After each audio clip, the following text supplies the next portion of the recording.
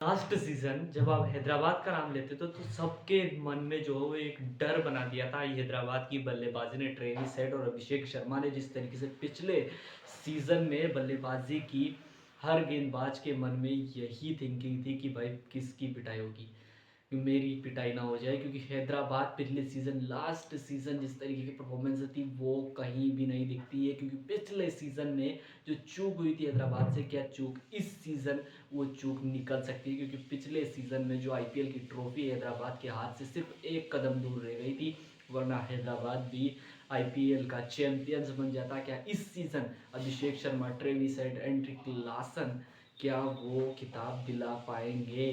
Klaasen, Travis head और अभिषेक शर्मा इस season भी जो है वो हैदराबाद के लिए ओपन करते हुए हमें नजर आएंगे। उसके अलावा ईशांत शर्मा को भी इन्होंने इनके स्क्वाड में इंक्लूड कर लिया है। तो ईशांत शर्मा, ट्रेविस हेड, अभिषेक शर्मा तीनों जो है वो टॉप ऑर्डर में खेलेंगे। लेकिन ये तीनों ऐसे बल्लेबाज हैं जो सभी ओपन करना चाहते हैं। यानी कि अगर आप इन तीनों में से किसी को भी अगर एक को नीचे धकेलते हो तो वो अपना 100% नहीं दे पाएगा आपको। ये मैं 100% श्योर के साथ कहता हूँ। क्योंकि ये तीनों जो ऐसे बल्लेबाज हैं वो तीनों ओपन ही करना चाहेंगे। इनको तीनों को नीचे बल्लेबाजी करना पसंद ही नहीं है कि भाई मैं नीचे बल्लेबाजी करूं कोई भी। तो ये तीनों जो है ऐसे बल्लेबाज है जो तीनों ओपन ही करना चाहेंगे। लेकिन अब यहाँ इनके पास पहले से जरूरत है कि ईशान किशन को जो है वो नीचे 3 नंबर पर ही बल्लेबाजी करनी पड़ेगी। लेकिन वो अपना 100% यहाँ पर नहीं दे पाएंगे। उसके अलावा नीचे मिडिल ऑर्डर में नीतीश कुमार और रेड्डी, और उसके अलावा एंड्रिक क्लासन। एंड्रिक क्लासन भाई इसकी क्लास अलग ही है।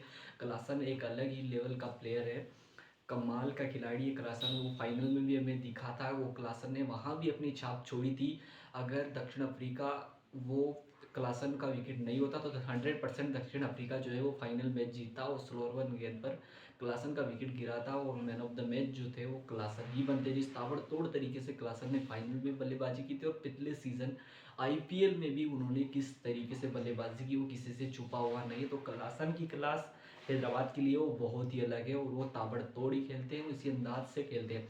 नीतीश कुमार रेड्डी पिछले सीजन इन्होंने भी जो है वो अपनी छाप आईपीएल में छोड़ी है और सबको दिखाया कि नीतीश कुमार रेड्डी कमाल के खिलाड़ी हैं। उसके अलावा अभिनव मनोहर को भी जो है वो इंक्लूड करना पड़ेगा। अगर गेंदबाजी जो है वो भी पिछले सीजन इस टीम का एक मुख्य थॉट रही थी। क्योंकि आप अगर 270 भी बना रहे हो फिर भी 20 रन से मैच जीत रहे हो, यानी कि आप भी की गेंदबाजी उतनी अच्छी नहीं है, आप भी उतने रन खा रहे हो दूसरी टीम से। अगर आप 200 भी बना रहे हो तो 240 वो आपको भी मार रहे हो। तो इसलिए आपकी गेंदबाजी को जो है वो इस सीज़न इस टीम ने सोचा कि हम पूरी नई गेंदबाजी के साथ जो है वो अगला सीज़न खेलेंगे। इसलिए मात्र पैट कमिंग्स को रिटेन किया था और सभी को जो है वो नई गेंदबाजी को फिर से इकट्ठा करने की इन्होंने कोशिश की है। जिसमें इन्होंने इंक्लूड किया, हर्षल पटेल को इंक्लूड किया, राहुल चहर को इंक्लूड किया, उसके अलावा एडम जाम्पा जैसे कमाल के गेंदबाजों को इन्होंने इंक्लूड किया है। और अपनी गेंदबाजी की जो स्ट्रेंथ थी उसे मजबूत करने की इस सीज़न हैदराबाद ने जो है वो कोशिश की है।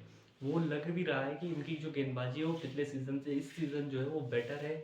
और पैट कमिंग्स जो है वो इस सीज़न भी हैदराबाद की कप्तानी करते हुए नजर आएंगे। गेंदबाजी मोहम्मद शमी आ चुके हैं पैट कमिंग्स का साथ निभाने के लिए। कमाल की गेंदबाज है, शमी की स्विंग जो है वो हर किसी को समझ में आती नहीं है।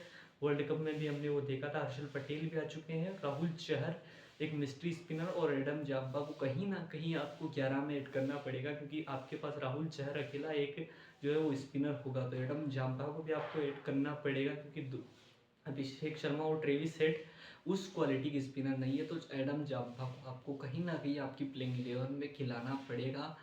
और हैदराबाद की जो पिच थी वो फर्स्ट हाफ में तो बल्लेबाजी के लिए अनुकूल थी, लेकिन बाद में वो जो है वो अलग तरीके से खेल रही थी। उसमें गेंद घूम रही थी, पड़ने के बाद टर्न हो रही थी। तो वहाँ पर एडम जाम्बा का होना अनिवार्य जो है वो निश्चित रूप से एक तरीके से अनिवार्य होता है।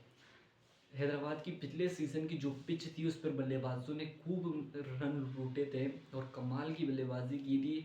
हैदराबाद ने कमर तोड़ के रख दी थी विपक्षी टीम की। जिस तरीके से वो मार रहे थे ट्रेविस हेड, अभिषेक शर्मा ने सारे रिकॉर्डों को तोड़ दिया। नए सिरे से जो है वो आईपीएल हिस्ट्री के जो रिकॉर्ड थे उनको लिखा गया। कि हैदराबाद की पिच उस तरीके की थी, वो पिच नहीं, वो अच्छी रोड थी एक तरीके से हम ये भी कह सकते हैं। क्योंकि पिच ही ऐसी थी कि वहाँ पर गेंद पड़ने के बाद जाने क्या घूम रही थी या क्या लग रहा था, पर सीधी आ रही थी जिससे कि बल्लेबाजी ताबड़तोड़ हो रही थी।